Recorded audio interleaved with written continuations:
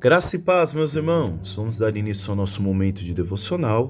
Tome a sua Bíblia no livro de 1 Tessalonicenses, capítulo 5. Vamos ler do versículo 5 ao versículo 8. Carta do apóstolo Paulo à igreja de Tessalônica, capítulo 5, versículo do 5 ao 8. Vamos ao texto. Porque todos vós sois filhos da luz e filhos do dia.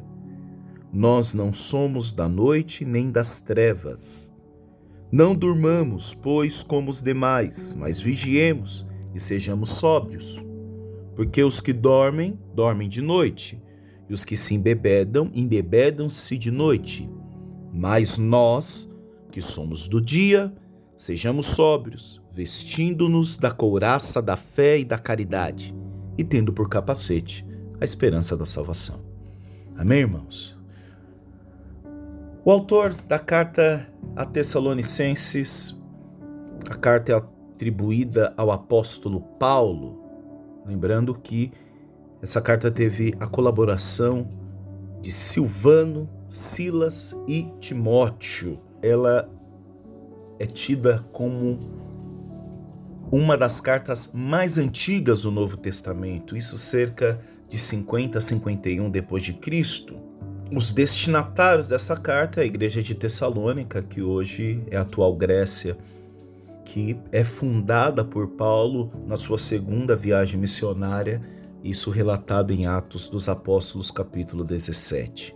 Qual que era a situação em Tessalônica? Tessalônica era uma cidade portuária importante, com população diversificada. Então, a população de Tessalônica era composta por gregos, romanos, judeus, e os cristãos estavam enfrentando muita perseguição. É o que nós vemos em 1 Tessalonicenses, capítulo 1, versículo 6, que diz: E vós fostes feitos nossos imitadores e do Senhor, recebendo a palavra em muita tribulação, com gozo do Espírito Santo. Nós podemos ver que essa perseguição se estende, porque ela também é descrita no capítulo 2, no versículo 14.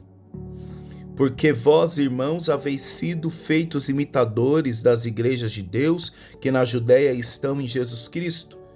Portanto, também padecestes de vossos próprios concidadãos, o mesmo que os judeus lhe fizeram a eles. E ele continua dizendo: os quais também mataram o Senhor Jesus e os seus próprios profetas, e nos têm perseguido, e não agradam a Deus, e são contrários a todos os homens, e nos impede de pregar aos gentios as palavras da salvação, a fim de encherem sempre a medida de seus pecados, mas a ira de Deus caiu sobre eles até o fim. Então eles estavam passando por muita perseguição.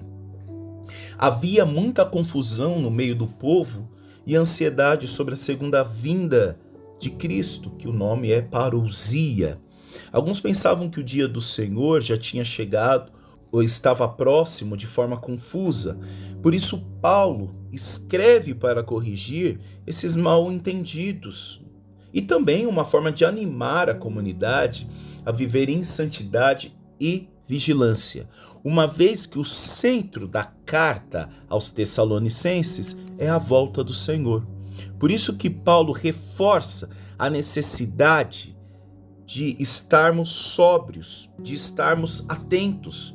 Veja que Paulo utiliza de metáforas. E qual metáfora que ele utiliza?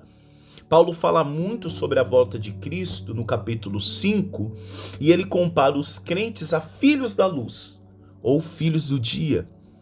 Como digo, que é uma metáfora, contrastando com os que vivem na noite, os das trevas.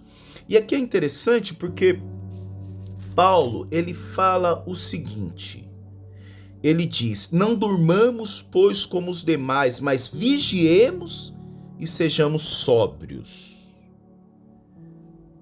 Veja que ele diz que a fé está também ligada à sobriedade. Vigiemos. Então, a necessidade de nós andarmos atentos. A ideia aqui é que devemos viver preparados, vigilantes, sóbrios. Paulo aqui até faz uma teologia acerca da volta de Jesus, como Jesus mesmo disse, que nós não sabemos a hora. Por isso nós precisamos estar o quê? Atentos. Precisamos estar sóbrios.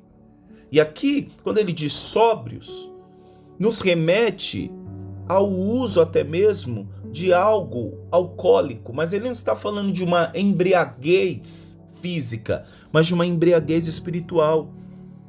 Para vocês terem uma ideia, o álcool, quando nós ingerimos ele, isso estou falando de forma física, tá bom? Paulo não está dizendo isso. O álcool, ele afeta a parte do hipotálamo, que é o nosso senso de direção, de decisões. Por isso, nós temos as nossas áreas de decisão afetadas pelo álcool, quando nós ingerimos em demasia. O que Paulo está querendo dizer é que nós precisamos estar sóbrios, porque esse dia, o dia do Senhor, ele virá de forma inesperada. E como o dia do Senhor virá de forma inesperada, pode pegar muitos de surpresa. Mas se nós estamos esperando esse dia, estamos vigiando, nós não seremos pegos de forma inesperada. Paulo ainda usa no versículo 8 uma metáfora da couraça e capacete, que lembra Efésios capítulo 6, né? Que mostra que a vida cristã exige vigilância, proteção espiritual constante. Ele diz: porque os que dormem de noite, e os que se embebedam-se de noite. Ora, meus irmãos, aqueles que estão em trevas, eles não têm clareza, eles não conseguem enxergar. Andar à noite é difícil. Por isso que Paulo diz: estejam sóbrios. A necessidade de nós andarmos sem embaraços. E quando nós falamos de embaraços, de estarmos sóbrios, aqui não é uma embriaguez, uma sobriedade também física, torna a dizer, mas espiritual. Precisamos tomar cuidado até com aquilo que parece inofensivo. Às vezes nós achamos que a embriaguez virá apenas com as delícias do mundo, mas não. Tem muita pessoa distante, tem muita pessoa andando de forma despreparada por conta do trabalho, por conta dos afazeres do dia a dia.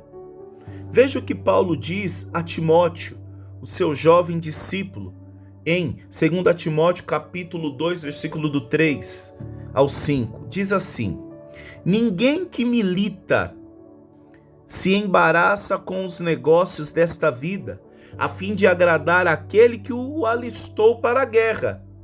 E se alguém também milita, não é coroado, se não militar legitimamente. Paulo está falando, olha, se você é um soldado que precisa, que se alistou, que vai lutar nesta guerra, você não pode estar embaraçado com nada. Porque se você está embaraçado, como que você vai estar pronto, atento para o combate? Essa ideia de estar embaraçado é algo que nos amarra, é algo que nos prende. E que às vezes isso que nos prende, nos amarra, a grosso modo, aos olhos nu, não parece ser maligno. Às vezes as pessoas acham que estar embaraçado é prostituição, é bebedeira, é orgia, é roubo, mas não é isso não. Tudo que nos rouba do propósito, tudo que nos paralisa, talvez o trabalho está te paralisando, está te amarrando. Ah, pastor, mas é necessário. Sim, irmão, é necessário. Mas quando isso te rouba do propósito, isso está te embaraçando, meu irmão. Você precisa lembrar, se você se alistou no exército do Senhor, você precisa estar livre dessas amarras. Talvez hoje a religiosidade te rouba. Tem pessoas que estão seguindo a risca, a agenda. Mas será que verdadeiramente está atento? Será que verdadeiramente está vigiando? O fato de você estar dentro de um templo não te faz alguém vigilante, não te faz alguém sóbrio. Olha quanta falta de clareza vinda por parte de muitos da igreja. Por isso que Paulo diz, sejamos sóbrios. Porque aquele que vive em trevas, meus irmãos, eles não conseguem enxergar. Não consegue. O convite aqui é para nós estarmos atentos. O convite aqui é para nós lembrarmos que a volta de Cristo é real. Por isso que ele diz, versículo 8, mas nós que somos do dia, mais uma vez, fazendo esse contraste. Ei, se você é do dia, você precisa estar vigilante, você precisa estar sóbrio, vestido com couraça. Que soldado, meu irmão, vai para a guerra. E couraça, ela pega a parte do nosso coração, mas o capacete também pega a nossa mente. A nossa mente precisa estar renovada, transformada, esperando a volta de Cristo. Uma mente salva, não é o corpo, mente salva. A mente precisa estar liberta, por isso o capacete da salvação. Meus irmãos, a carta de Tessalonicense fala da volta de Cristo, que é um dado que vai acontecer. Por isso que nós precisamos estar atentos. E quais os pontos que nós podemos aplicar através dessa palavra? Primeiro, ao acordar, lembrar: hoje quero andar na luz, consciente na presença de Deus. A forma com que Paulo diz é uma forma normativa, porque ele diz: porque todos vós sois filhos da luz e filhos do dia. Nós não somos da noite nem das trevas. Ele diz: não durmamos. Depois ele diz: mas vigiemos e sejamos. Então é normativo. Se é normativo, você tem o poder de decidir se você quer andar, se você quer vigiar. Então, ao acordar, que hoje você se decida, que você diga: hoje eu quero andar na luz, consciente, na presença de Deus. Então, se eu ando na luz, eu não posso ter atitudes de treva. Aquele que vive o céu não pode ter atitudes que refletem o inferno. Tem muita gente falando que vive o céu, que conheceu o Senhor, mas só tem atitudes do inferno. Só revela o mal na vida do outro.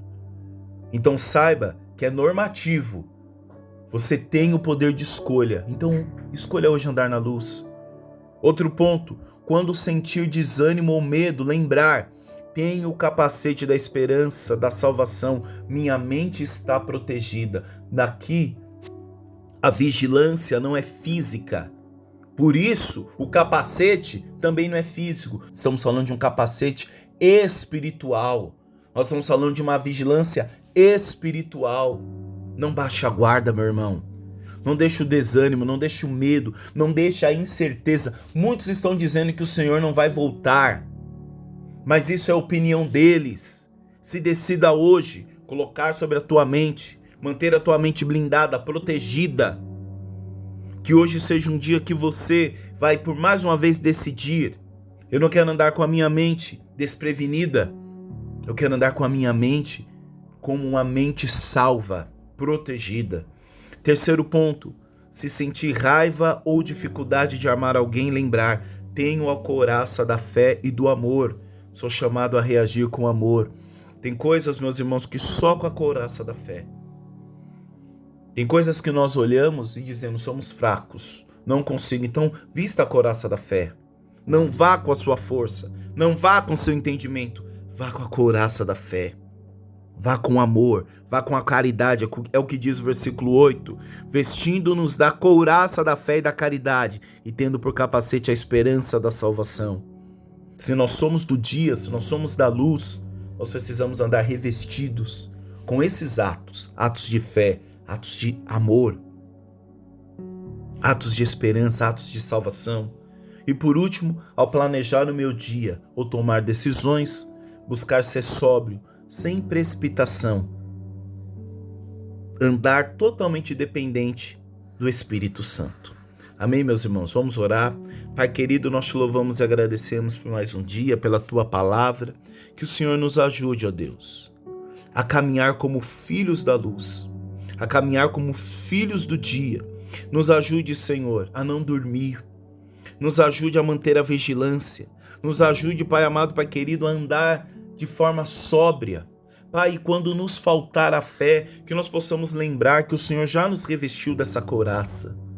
Quando nos faltar, Pai amado, Pai querido, esperança, quando tudo parecer difícil, pois é no meio das dificuldades que nós vemos o ânimo, a esperança esvair, que nós possamos lembrar que o Senhor já colocou sobre a nossa mente um capacete que nos convida a ter a mente de Cristo, uma mente renovada, uma mente transformada. Nos ajude, Senhor, a dar passos certos, a dar passos de filho da luz, passos, ó Pai, que testificam quem Tu és. É o que nós te pedimos no nome de Jesus. Amém. Forte abraço, meu irmão, minha irmã. Deus abençoe e até amanhã. Tchau, tchau. Fique com Deus.